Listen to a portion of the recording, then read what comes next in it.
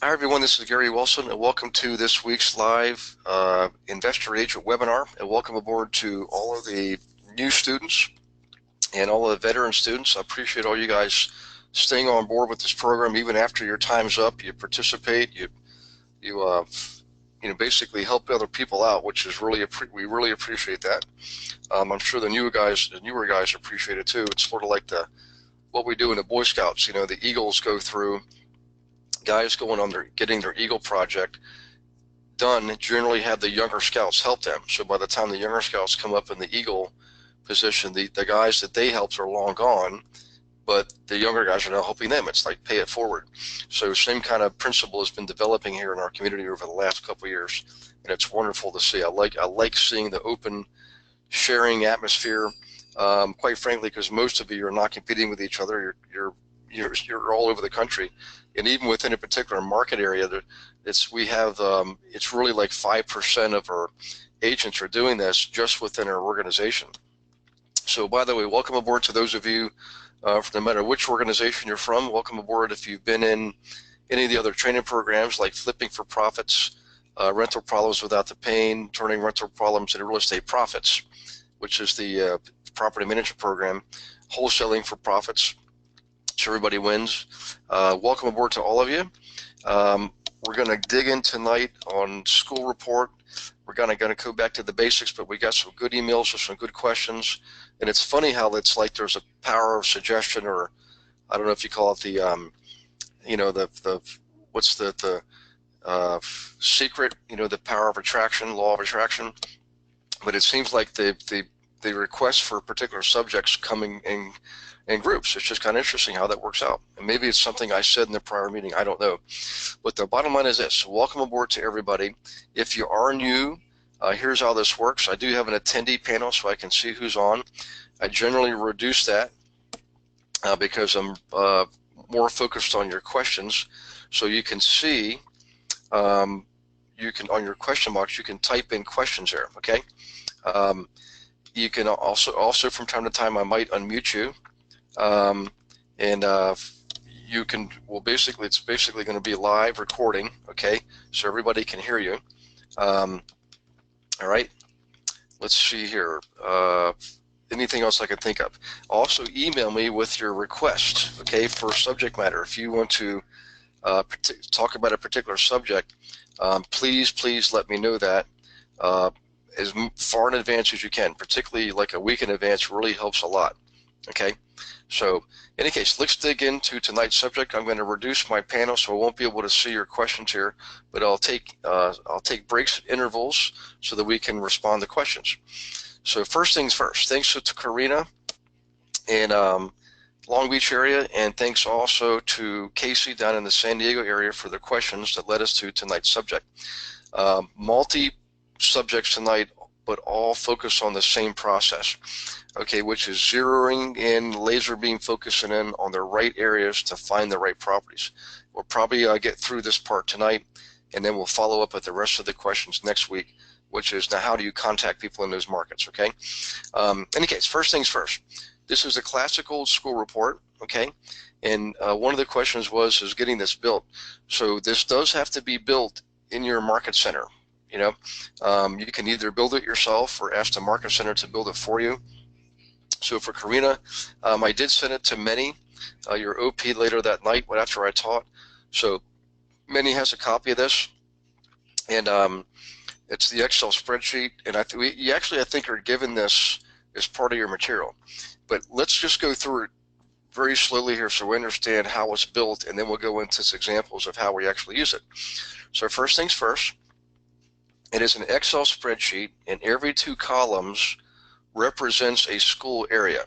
If you're in Canada, this would be your MLS area, because in Canada we don't have school information on our MLS systems up there.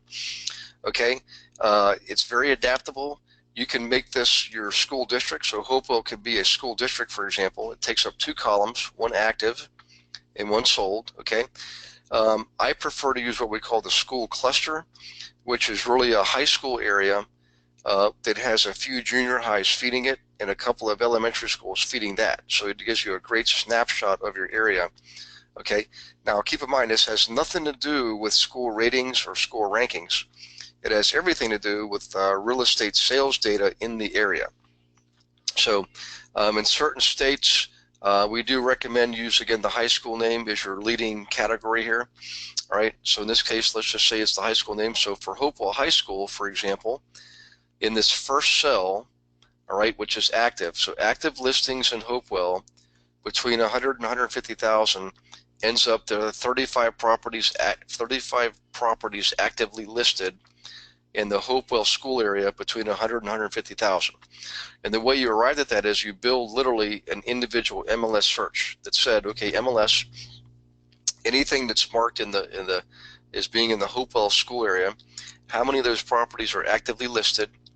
And in this case, between 100 and 150,000, and the answer is 35. So that number goes in that cell. All right. We do that all the way down for the different price ranges. We like to do price bands. So, and if you're in, say, like in a lot of parts of California, particularly on the coast, you might want to start off with 350, 300,000, maybe 400,000. Okay. And then usually at $500,000, we break into $100,000 bands. And then at $1 million, we go into $250,000 bands. Okay, if you're in other areas of the country where your average home price is around the median, which is like lower 200s, just keep it the way it is. Okay, so as you might imagine, this report will take a while to build initially, and it does, because each of these cells is a result of an individual MLS search. Okay, and so it'll take a couple hours to build it. That's why we recommend that the market center maybe have the receptionist build it and put it on the office website, because then everybody can share it. You put it on the resource page of your office website, then every agent can use this report. So let's just move on here. So for every school area, we have two columns, the active column and the sold column. So this right here, the number 26, is a result of us saying MLS, how many properties have sold between 100 and 150,000 in the Hopewell school area in the last 90 days. It's a 90-day report. Okay. Now, having said that, you can certainly make it a 30-day report or a 60-day report. The way you determine the frequency is this. Number one, you want the frequency of this report to be greater than your days on market. So in other words, if days on market is like 45 days, going inching up to 60 days, then you would make this a 90-day interval. Okay, your interval should be greater than the days on market for your area. Now, if your days on market is very short, like 10 days, you might want to make this a 30-day report. If your days on market is around 30 days to 40 days, you might want to make it a 60-day interval. Okay, so as you might imagine, this report will take a while. Each of these cells has to be populated from the results of an individual MLS search. So the good news is this: once you build all the searches, you save them all, and you just refresh them, you know, in this case, every 90 days. All right. There are some MLS systems that allow you to create this within the MLS system, but just not many. In most cases, you got to create this on your own. You can't get it off the internet. It does have to be produced in-house. Okay. We have plenty of agents do it on their own because they don't want to rely on the market center, and that's fine. Okay. Also, when you use this, by the way, this is just one page of many pages. There could be many pages, or maybe 25 pages, in fact. And each page is going to show you all kinds of data, valuable data. So again, we have reports on statistics to give us statistics and ratios, like days on market, volume, things like that. We're more interested in raw data, and let's just give some examples why. Okay, if you look here, look at this, the row 200 to 250,000 in Hopewell. I can see in currently 8 homes are actively listed, and in 90 days, only one of them has sold. Now, most of you veterans get this right away. You're like, you know what, you don't want to go work over here. It might be tempting to get listings, right? But if they're not selling, you're not making money. So we use this to tell us, okay, we see all the listings, how many are selling. If that's not a good ratio, we don't want to go there, okay? All right, so let's look down here. Look at the columns for South Butler and go to 450 to 500,000. We can see that in currently one home is actively listed, and in 90 days, 2 homes have sold. So that ratio is not bad, 2-to-1 ratio, right? It's a pretty good ratio. But the problem is the volume. There's not enough volume here to feed every agent in that area. There's not enough volume there to encourage a flipper to go buy properties there because there's not much activity. There's not much inventory available. So supply would be low, okay? In fact, demand's low too. I mean, there's just, 2 people bought, but big deal. We need bigger numbers than that, right? Okay, so let's go over here to Seneca. Seneca school area, active column, sold column. If we go to the second row, we can see between $150,000 and $200,000, 28 homes are currently active, and 65 is sold in 90 days. Okay, then we go from 200 to 250, we can see 15 are active and 39 have sold. Okay, then between 250 and 300,000, we can see 13 are active and 35 have sold. So what this tells us is 2 critical pieces of information. Number one is between 150 and 300,000, we see that people are willing to sell. We got inventory, we got supply, and in the same price range, we have people willing to buy. In fact, the people willing to buy is at a greater number, about a little greater than 2-to-1 ratio to the sellers. So we got volume, we've got inventory, right? We've got supply, and we have demand. We've got velocity, right? Demand. We got supply and demand. So if you're flipping a home, this is where you want to go flip homes. Now, if you're an agent using your license, even in traditional sense, using your license for owner-occupants, if you look at this report, this is where you'd want to do your business. This is where you want to do postcard campaigns and things like that, circle prospecting for traditional listings. But more importantly, it is absolutely vital to your investors to see this information.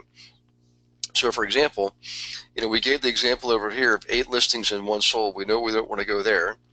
We gave the example of 1 active listing and 2 sold. We don't want to go there. Over here, it tells us we've got inventory and we got demand, supply and demand. This is where we're going to do our business. Now, this is just one example. There could be, 25, 35 or more pages to this report, and I bet you I could find all kinds of opportunities, all kinds of areas to work in. So the key, so Karina, the key here is you're looking for areas where people are willing to sell, and at the same area people are also wanting to buy. That's the key thing here. So if you look here between 301 and 350 for Butler, 18 homes are active and only 5 is sold in 90 days. You wouldn't want to go here. I mean, you could certainly sell homes here, obviously, but the ratios are not in your favor. All right. The reason we like the raw data is stats and ratios can be good information, but they could lead you astray. It's the raw data that's absolutely critical for our investors. Absolutely critical. Okay. All right. Now let me do this. I want to see if everybody gets this. If you could type in your question bar, just say, "Hey Gary, I got it. I understand it." If you have more specific questions, let me know that. So let me bring the panel back over and see what kind of questions we have here. Okay, so far everybody's okay. Let's see. We might have a question here from John. Hey, John Barnes. Hey, John, we got to try to connect it then.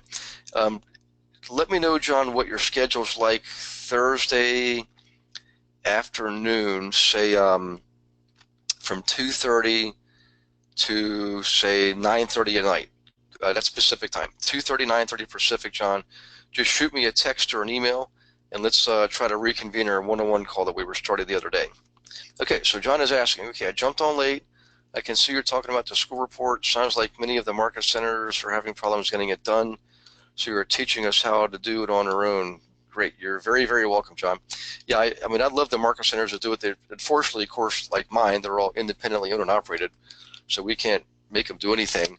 But I think once they see what you're doing with this stuff and they see your results, they're going to want to have it. And then, lo and behold, you may or may not want to share it. I mean, because you did all the work to create it. Okay.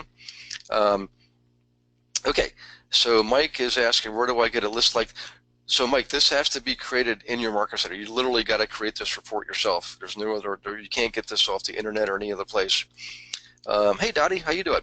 Hey Dottie, we got to set something up for you too. So likewise, shoot me an email. Give me some times, days and times we can talk, okay? Okay, so Jackie's asking, hi Jackie, by the way, how often you have to do this report. So, so Jackie, I recommend starting it every 90 days, you refresh it, okay? And then you want to make sure you compare it with your days on market for your area. So it should be, you should create this report less frequently than your days on market. So in other words, if your days on market, your average number of days it takes to sell a property is 30 to 45 days, make this a 60-day report. If it's greater than 45 days, make it a 90-day report. Okay, so in other words, every 90 days you refresh it. In some parts of the country, in Canada, it's real fast, like Montreal, parts of the Bay Area in California, we would do this literally every 30 days, okay? Good questions, okay. So Michael's asking, not sure how this would work in Manhattan. So Michael, in Manhattan, we're using zip codes there, brother, okay, because you got way too much population density, and also the way your school systems work, it's really just quite frankly unorthodox. I mean, remember my oldest sister lives out on the Sound, Long Island Sound, and one of my youngest nieces is going to school right there in Midtown Manhattan, so we're kind of familiar with the area. So Michael, in your area, you've got 142 zip codes just in Manhattan. Queens has 72. Bronx, Brooklyn, all got 60, 70 zip codes. So what we're doing there, Michael, is each grouping would be a zip code. So this Hopewell would be a matching pair of zip codes. So Hopewell would have its own zip code, right? Or in your case, in Manhattan, you just plug in your zip codes here. So you would have literally 142 pairs of columns. For every zip code, you have 2 columns, active and sold. So I hope that answers your question, Michael. But we knew that already going into Manhattan, you're going to base it on zip codes. Okay, so Cedric says, okay, Gary, what is the next step if the school district is really large? Yeah, so Cedric, what I would do is if school district's really huge, man, I would use the high school name. So let's say your school district has multiple high schools. Make that column heading the high school name is what you want to do.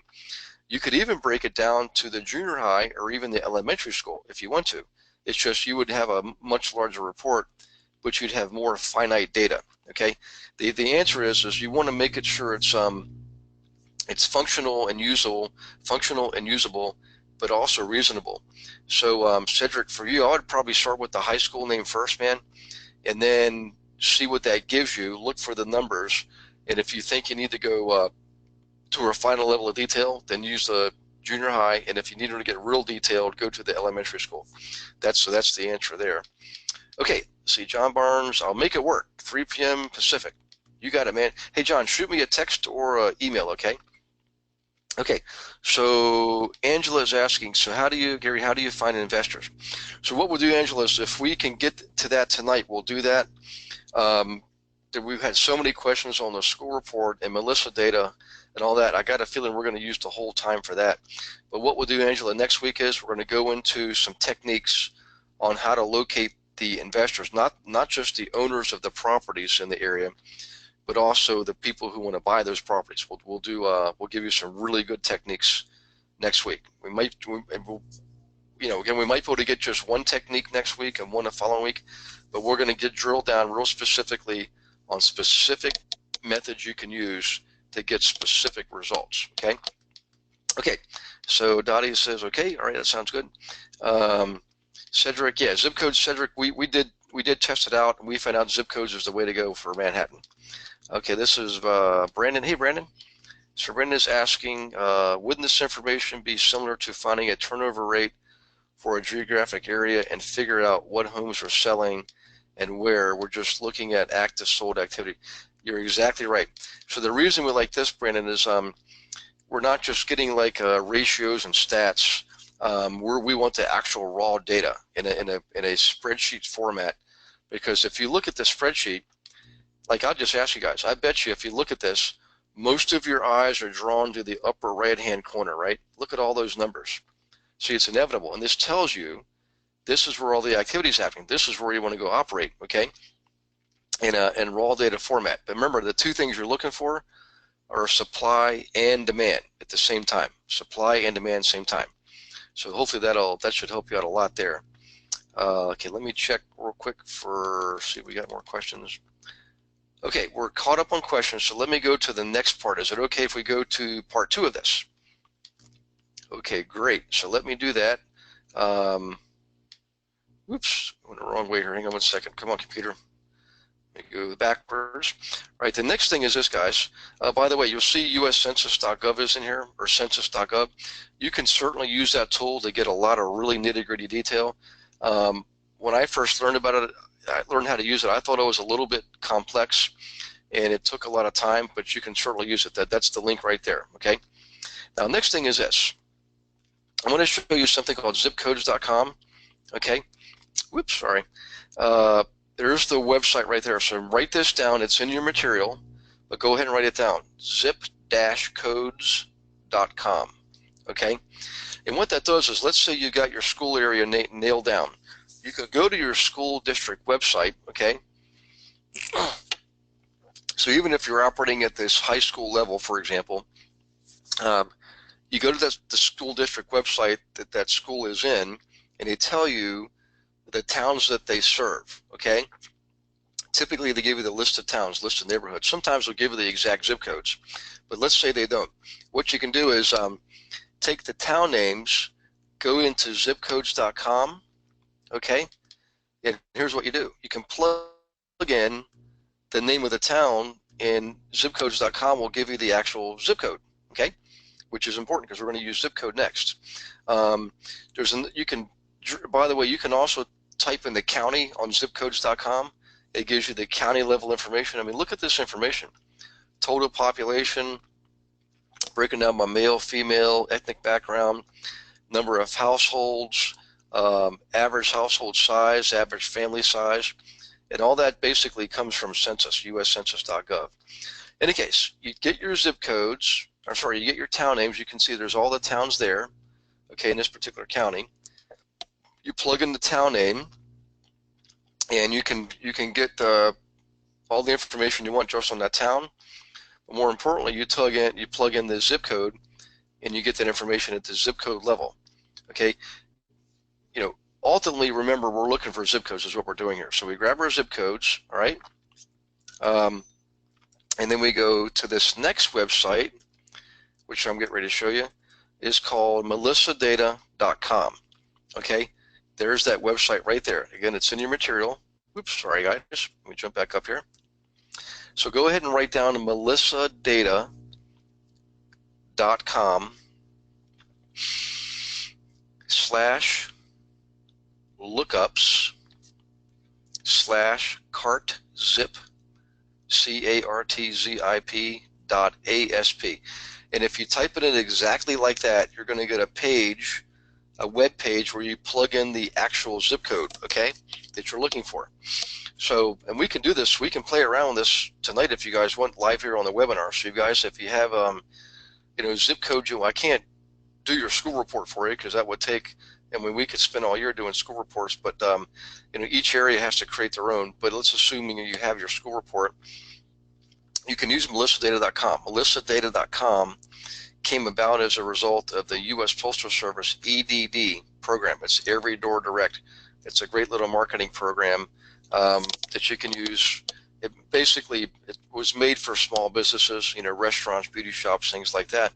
But realtors can also use it for traditional marketing for owner occupants. You wouldn't want to use it for investors. However, the melissadata.com part of it is an invaluable tool. It's a very valuable tool for working with investors, okay? So a couple things here.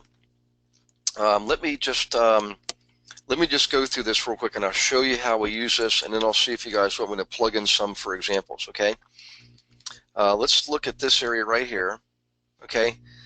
We can see, by the way, your first thing is you ignore P.O. boxes. Always ignore the P.O. boxes and go right to the C routes, and in some cases there'll be R routes, R for rural, okay, which is basically, farming communities, things like that. For every route, every postal route, this is the carrier route number 1, 2, 3, 4, 5, 6, 7. You get to see how many people live there in each neighborhood. Remember, a carrier route is like a neighborhood, right? You get to see what people make, And more importantly, you get to see what the average property value is.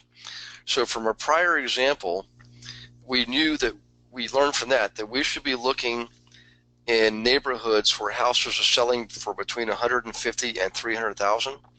Okay, and we can see there's three of those neighborhoods right here. There's one here, 202,000, 292, and 276. Okay, so we would not be looking at a neighborhood where the average homes are selling for 404 in this example, right? I'm not saying you can't sell here. You certainly can sell in that neighborhood, but the reality is you're looking to flip a home, and the data told you should be flipping between 150 and 300,000.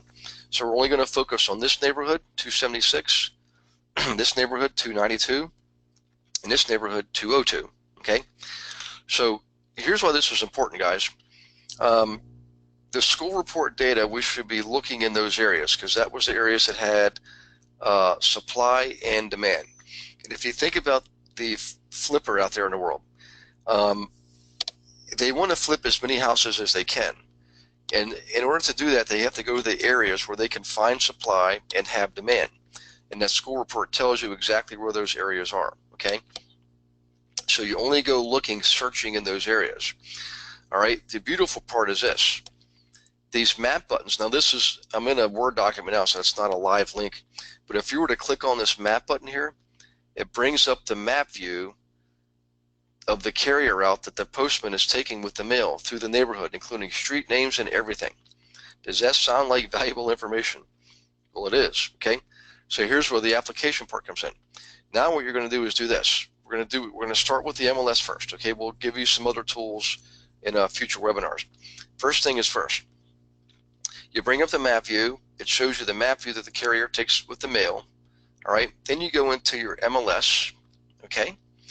And you go into your MLS and bring up the map view there. So you're going to do a search, but you're going to start with a map view search first, okay? So you bring up the map view, and what you do is you split your screen, and if you can do what I did 2 years ago, which is because I'm Mr. Perfection and Mr. a little bit on the lazy side. I don't want to work so hard. I would do a screenshot of my map view here from Melissa Data, okay? And then split my screen, go into the MLS, all right? And bring up the map view there, and I would hold my piece of paper up in front of my screen, and the light would show through it, and I would have the outline of the carrier route, and I could use my cursor to connect all the dots to make my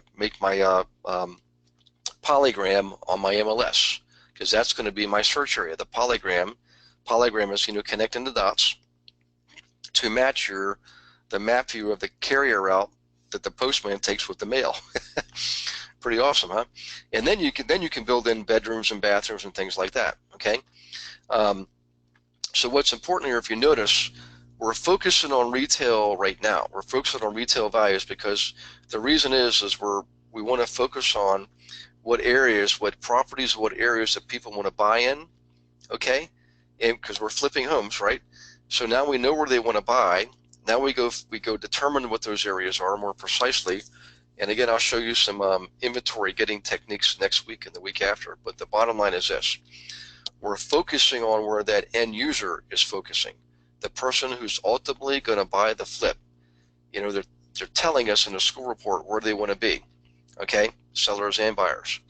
And we go there to find those properties. Right now, we're just identifying the areas as precisely as possible. And this is how we do it, okay? So far, so good. So let me do this now. Let me do a quick pause here and check and see if we have questions on Melissa Data. So hang on to your hats. Okay, let's see here. So Brandon says, thanks, you're welcome. So Dottie says, okay, yes, please do Melissa Data and the rest. Okay, so if you guys have zip codes you want to throw my way, just type them in. I'm going to go bring up Melissa Data right now, so hang on one second. Let's do a new panel. Melissa, there it is. I must have already been on here recently. Melissa Data. All right, so there it is, melissadata.com/lookups/cartzip.asp. So let's see if let's do this. We were in Texas back in late late January, early February. So let's go to some of our Dallas areas, okay? And let's pull up some Dallas zip codes. Here's one, 75225. Let's do this, 75225. This is right in Dallas. I typed it in there. We're going to hit submit. And let me bring my panel back here for a second so I can see everything. Okay, and there you go. Ignore all the P.O. boxes, and then we got all the carrier routes. And check this out. We got all kinds of good information here. Look at all those carrier routes. We can see, by the way, hang on one second. We can see apartment count. Okay, so in other words, more apartments, more rentals, fewer apartments, fewer rentals. All right, so let's bring down, let's see if we can get all of our carrier routes in view. We can. Now look at some of these average property values, well over $1 million, okay? Then you'll see some that are like 700,000, 645, 751. So there's quite of a range here. So what we're looking for is, we're looking for areas that have, you know, decent population sizes, 200 to 300 people per carrier route. We can see what people make. Look at the salaries here. These people make good salaries, $250,000, another 250. And if you look at the average property value, you'll see 1.38 million. All right. So, I mean, this is an area I probably want to flip in. Some of these areas, if you look here, look at this one. A lot of apartments, 602 apartments. Okay. Virtually no single family homes, so it's probably all condos. Actually, I think they're going to be rentals, because look at this. The average property value is only 81,000. I'm sorry, the average salary is 81,000 compared to everybody else. They're making salaries in the hundreds, well into the hundreds. In any case, if you look at these, you can click. What you do is you click on the map view. So let's click on the map view here. Okay, and it gives you the carrier route. This is it right here that the postman takes with the mail, and you got the outline right there. So now you can, on your MLS, draw a polygram where you connect the dots to match or mimic this exact carrier route. Okay, so now you're only looking for specific types of properties in specific neighborhoods, okay, in specific zip codes, in specific school areas. Now, just so you know, this is pretty neat. I've actually been here before. I've actually been to this little lake, walking along the path along there, Turtle Creek Boulevard. I stayed at this Renaissance hotel, and I've actually eaten at the Cheesecake Factory. It's kind of interesting. I pulled this up. It's just kind of on a whim. So in any case, so this is what you do. You type in the zip code, you get the carrier routes, you look for the carrier routes that have the average price range that matches what you saw on your school report, and you go build searches for that area. Okay, so let me just do this. Let me see if we got any other comments or questions before we go any further. Okay, I think we're caught up so far. So let's go back here. Oh, Robert wants to do 90713. Okay, let's go back here. 90713. Let's type that in. 90713. Hit submit. And so, Robert, I'm going to reduce my panel real quick here, so I won't be able to see if you type anything else in for a moment. Okay, you can see here that there's no P.O. boxes, at least so far. They're all carrier routes. We can see that there's very few apartments. It's probably a pretty good zip code for flipping homes. You can see what people make, and you can. Yeah, Robert, I tell you what, man, I would want to flip in this area. The reason is I can see by these numbers, you are right smack dab, right smack in the middle of your median home price range for California. You got salaries, you know, so you're. I mean, like, look at this right here. 443 people live here. They make an average of $100,000 a year, and the average home price is $513. So in any case, very few apartments. I mean, this carrier route has 80 apartments. Okay, this carrier route has 28 apartments, and this carrier route has 104 apartments. You even got some businesses mixed in here. Okay, so I think, Robert, I would build a school report first things first, and then use that to drive you to Melissa data to validate everything, and then I'll show you what we do next after that. I mean, this is like right smack dab in the range you want to be in, so lucky you. Okay, let's bring the panel back over. So we did 90713. Dottie wants to do 30041, so let's plug that in. Whoops, hang on one second, guys, sorry. 30041. Hit submit. And Dottie, I'm gonna reduce my panel here for just a second, so hang on to your seats. Okay, you've got a lot of rural routes here, so I'm pretty sure coming in, there it is, Cumming, Georgia. I know exactly where you are. One of my coaches actually lives right there in Cumming, and he has an office there.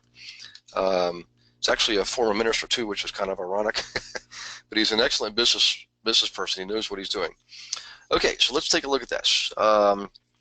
We've got a lot of R routes. In fact, they're all rural routes.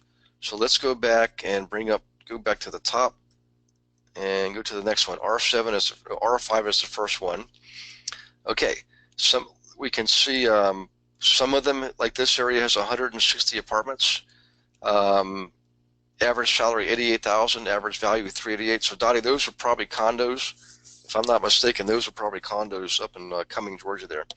But look at some of these areas. You've got a range of 230,000 to 400,000 just so far. Look at this one, 737,000 is your average range there, and people make 130,000 bucks a year. Okay, and a lot of people live there too, by the way. Next one down, check that out. 600 people live there, 610, same exact salary as the route before, but look at the average value, only 333. So Dottie, I like what I see here. You've got a range of salaries. Here's one that's a little on the lower end, 60 grand, but they still are buying $300,000 houses. I mean, you can make a living just selling houses in this price range.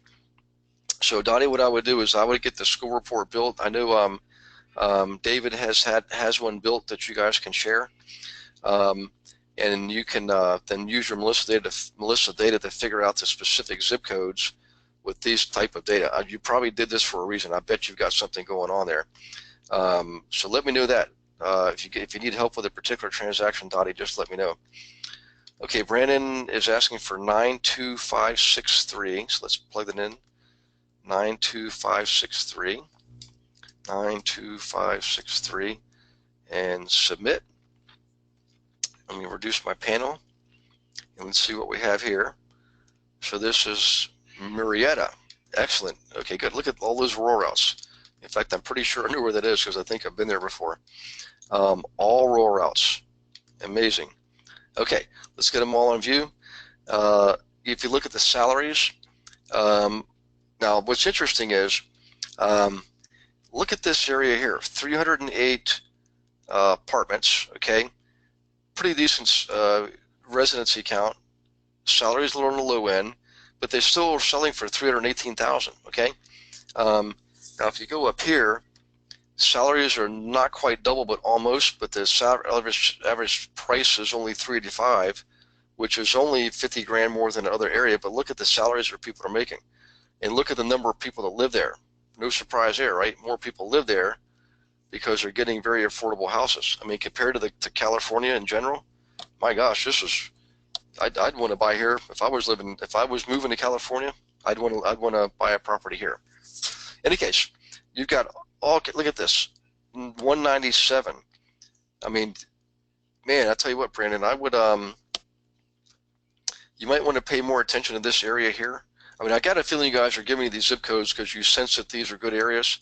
That's why we're seeing this kind of data. So kudos to you.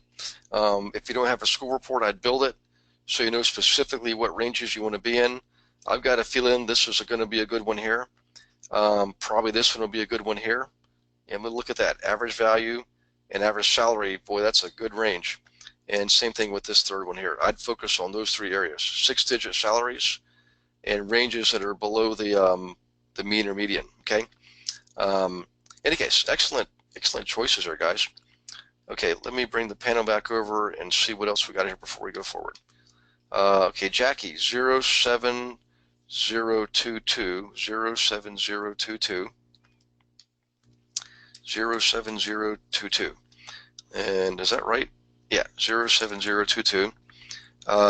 Fairview, New Jersey. All right. I was just up that ways. And lots of good restaurants. Okay. Okay, a lot of P.O. boxes. Not a lot of carrier outs, but that's okay. We get the average salaries. We see the residential count. So Jackie, this is a great mixture actually. You've got apartments, and you've got I'm assuming single family homes because you look at the resident count versus the apartment count. Okay, average salary is a little on the lower end nationally speaking, but look at your property values. That's a real tight range there. You got 333 all the way up to 370, right, 381. That's about a $50,000 price range, and but that salary range, let's see, 42 to 62. That's not too bad. In any case, so Jackie, there's probably a reason why you pulled this up. Again, I think I would look at this first. Do your school report. You should have a lot of properties here that you can buy and sell. Okay. Okay, let me check. Let's see what else we got here. Jackie, let's see. Michael wants 10028. Whoops, sorry guys. 10028. Submit. And let's check this out. Okay. All P.O. boxes there until we get to here. Wow. Hey, you know what, Michael? This is one of the things we recognize about Manhattan. You've got neighborhoods, literally carrier outs within zip codes, where the average home price is $6 to $7 million bucks, and there it is right there. Okay, and look at the salaries. I mean, these people are not making like some of those people in Dallas. They're making $250,000 a year, and yet they're buying houses at 1.2, 1.3 million. Okay, a fourth of what they cost in Manhattan, and you're making sometimes twice as much money. So the moral of the story is maybe move to Dallas, but you've got all kinds of possibilities here. Obviously, a ton of condos. In other words, lots of apartments. That's Manhattan. I mean, that's what you got. You've got a lot of apartments, right? So let's see what we got going down towards the bottom here. As I know you've got a lot of carrier outs. They tend to peter out there towards the end. So let's go back up towards the top. And stop right there. So what I would do, Michael, is I'd look at this here, look at the population, 890, actually look here, 813 population, 813 condos or apartments, average price 3.6 million. 835, average price 5 million, excuse me. Let's see, 818, I don't know what's going on there, somebody like a data issue or something. But I would look at those, here's 913, okay, 845. Basically what we're doing is we're looking for the areas that have a high, in this case because it's Manhattan, a high apartment count, okay, and a high average price, all right? The bottom line is, Michael, you can't go wrong working here, man. You sell a couple of these properties, and you sell 12 of these in a year, you're doing pretty darn good, okay, which is absolutely doable. There's an agent in your area, by the way. Her name is Maria Babayov. She's Russian, I believe, and she was part of my mastermind group years ago. Absolute rock star, top performer. Okay, let's bring in the panel back and look for what else you guys are asking. You're very welcome. Okay, Gary, will you please do 90025? Mio, hey Mio, how are you doing? Yes, I will. 90025. Let's see what we get there. 925 and submit. And let's bring this back over so we can see what we're seeing. Okay, let's go past the P.O. boxes into the city routes, and there you go. So where is this? I got a feeling this is going to be up closer to LA, like Hollywood or something. Yeah, it's LA. That's what I thought. And I've got a pretty good feeling. Mio, let me know if this is around Hollywood or where exactly this is. I think I know where this is. It could be out towards Studio City, but I don't think so. Although it could be the lower end of Studio City. But the bottom line is this. if you look at the apartment count, right? Look at the resident count, look at the average salaries, and more importantly, look at the property values. So like right here, at 1.5 million, average salary 102. You got condos and some single families, and you're at the high end of the range. So I would definitely be looking there. Down here, let's see, 1366. You got lots of people living there. 565 apartments or condos. Excuse me. Salary is a little on the low end, but look at the average value. So people, what that tells us is people love this area. They want to stay there. They're willing to make the stretch and make it work. You know, when a lot of people want to live in a high price area, but their salaries aren't commensurate with what you would expect, that's usually going to be a high demand area. Okay. And you guys check this one out. 101,000 average salary, average sale price 1.4 million. Excellent. Okay.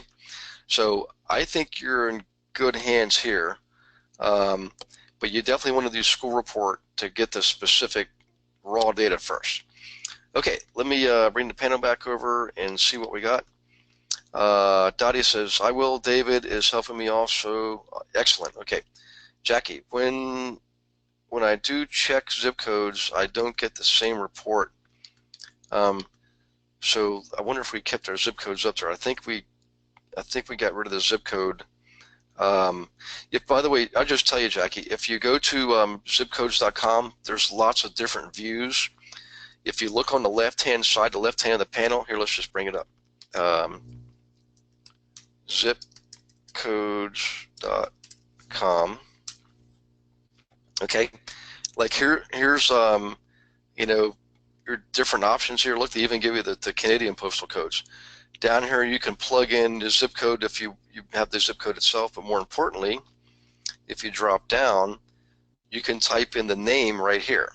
Okay, so I could type in, let's see, where am I? I'm Pismo Beach. P-I is Pismo Beach. Okay, California. Let's hit enter. Okay, and I can see there's two zip codes, 93448 and 93449. San Luis Obispo County, which I'm pretty familiar with. So that's, and it's just, these are just ads. Just ignore those ads here, okay? What that tells you is I've been looking for rental cars, which I do on a regular basis. So in any case, Jackie, does that help? Just type in zipcodes.com and scroll down till you see the search function that you want. In our case, it's typically typing in a town name, okay? But they give you all kinds of options, okay? All kinds of possibilities. You can laser beam focus on particular areas geographically, okay? You can start on any state here. You can start on any state and drill down from the state level to the county level.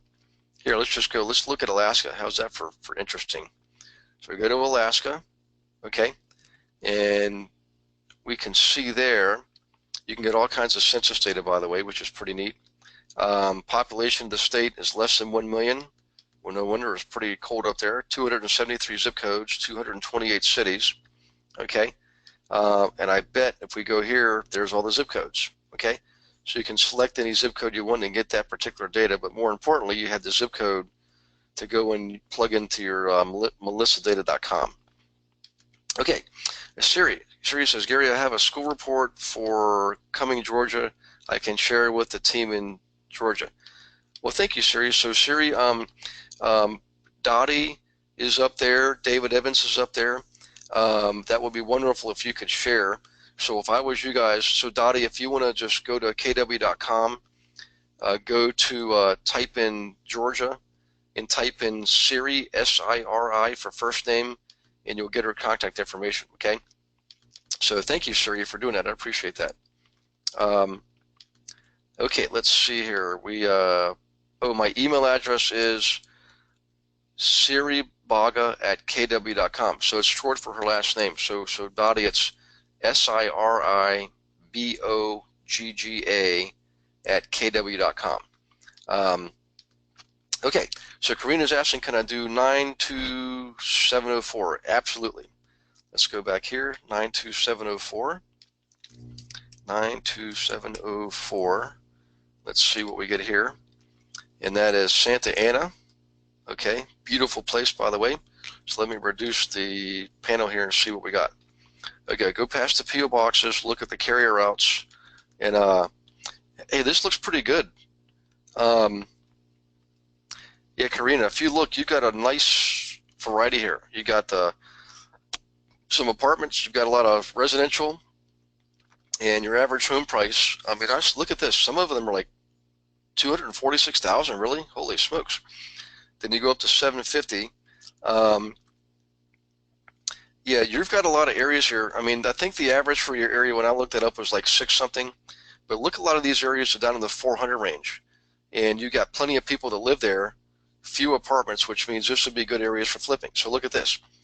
Carrier out 113, 16 apartments, 539 people live there. The salary is a little on the low end, but look at the average value, okay? So you click on the map view, and you get the map view of the carrier route, okay? There you go right there. And this is where you draw a polygram on your MLS to get this exact area, okay? In any case, I bet I could find easily a half dozen areas, carrier routes, neighborhoods that make sense for this area. You got a high population density and a good price range. So that's a pretty good, looks like a pretty good area. Plus, I know Santa Ana is quite a nice area. I love that area. Okay, let's see here. Mike is asking for 11,421, so let's pull that up. Okay, 11,421.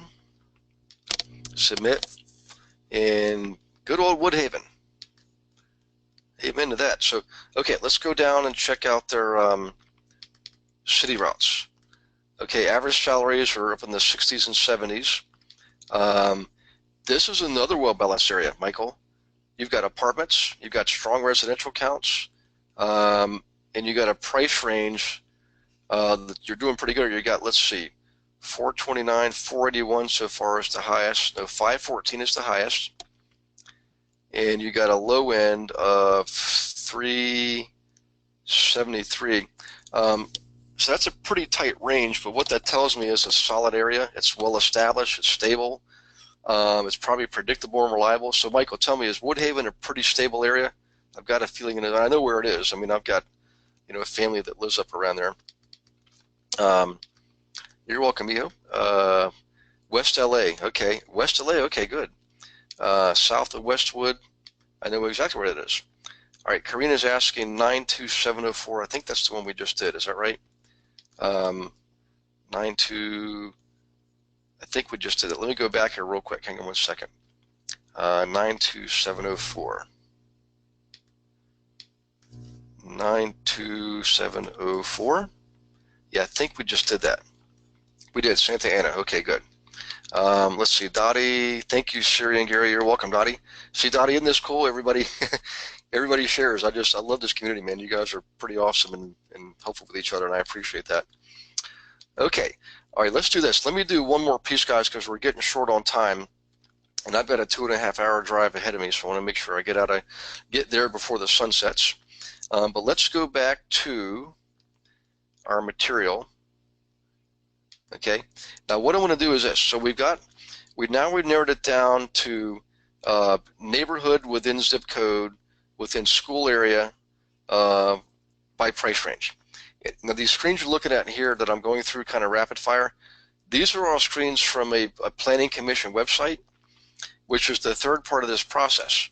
What you want to do is every planning commission, I'm sorry, let me back up here. Every municipality, okay, and every county has what's called a planning commission, including Canada, by the way, okay? And they give you all kinds of data. Typically, they get it from multiple sources like your local tax assessor's database. They get it from US Census.gov, okay? Number of sources, and they give you everything. Any type of demographic and social graphic you could ever want is on these websites. Now, a little bit of caution here. They're all different. There's no uniformity in those amongst the different planning commission websites because they're all programmed from different people. There's no uniformity. They all look different, so you have to kind of drill down in your own particular planning commission website, and you just literally Google, you know, Santa Ana Planning Commission, or Google Orange County Planning Commission, or Bergen County Planning Commission. Okay, I like the county levels better because they typically have more information and they drill down in far greater detail. And everything's out there, you know, everything you can imagine. So if you look at the example of age, okay, you can see in this example in 5-year increments how many people live there. 5-year increments, how many people live there, right? And that's really important because if you think about the example we were going over earlier, you know, the most common purchaser is the middle-class family looking to buy a medium-price home with 2.3 kids. That's the most common, you know, demographically. There's more transactions made up of that demographic than all others, typically, depending on where you are, of course. So if that's the case and you're flipping homes or your clients are flipping homes, doesn't it make sense to use a school report to tell you where all that activity is occurring, okay? Because people with children are interested in being in areas where other people have children and school-age children, okay? So by default, that tells us what areas are in more desirable. People willing to buy, I mean, people willing to sell and buy, kind of a critical combination there. So you drill that down from a school area to, you know, from big data to down to school area and price range. Then you narrow it down further, okay, to zip code and then neighborhood. And you come in here on these planning commission websites that you can drill down typically to the neighborhood level, and they give you all this information. And you would ask yourself this question: does that middle class family looking to buy a medium price home with 2.3 kids want to move to an area where the largest segment of the population, in this case 50 to 54 years old, happens to be getting ready to retire? Because now that's 2010 when this was done. Now they're 60ish, right?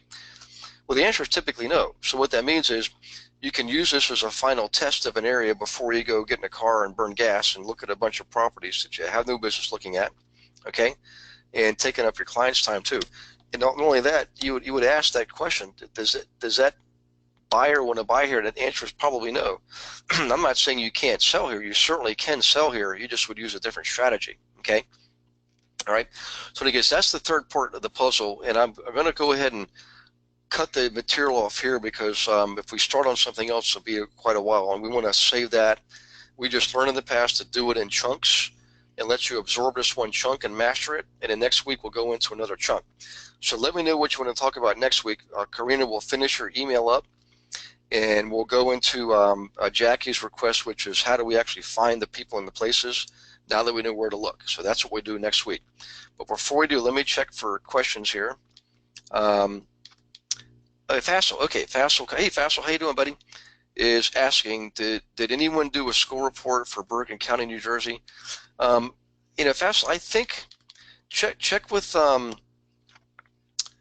who out there would have done that. You know, I'm trying to think of who's in your area. Oh, Roger, check with Roger. All right, Roger, I think did one. So, and I think you and Roger know who each other are. So check with him, see if he'll share that with you. Maybe you guys could share it, and each of you update it every 90 days. By the way, it's good to hear from you, Fassel. I think you and I are going to be getting together here sometime soon again, if I'm not mistaken. I don't have it in my notes here. Is that tonight or is that next week? Maybe it's next week. Yeah, Fassel, I think you and I are getting together next Wednesday, in fact. Yep. 8 p.m. California time, 11 p.m. your time. Okay, guys, we're wrapping things up here. I appreciate your participation. You're welcome. I appreciate your I appreciate this makes it all worthwhile. Actually, the fact that you guys are actively engaged, because that tells me you're action takers, and action takers get results. All right, and results to us means make more money. Okay, one more question here. Michael is asking. Okay, Mike, excuse me. Okay, I highly appreciate it. I finally decided to jump back into this, and I learned a lot today. Safe trip. Well, thanks, Mike. I appreciate it. Yeah, I'm going from Visalia tomorrow down to Bakersfield Thursday, teach there, and then I go to Canada for Easter. Okay, gonna get some white snowy Easter bunnies. All right, guys. God bless you all. Happy Easter. Hope you have an awesome rest of the week, and I will see you next week. In fact, it'll be next Wednesday, the same day that Fassel and I are meeting for a one-on-one. Same time, same place. And God bless you all and your families. We'll see you next week. Okay, bye-bye.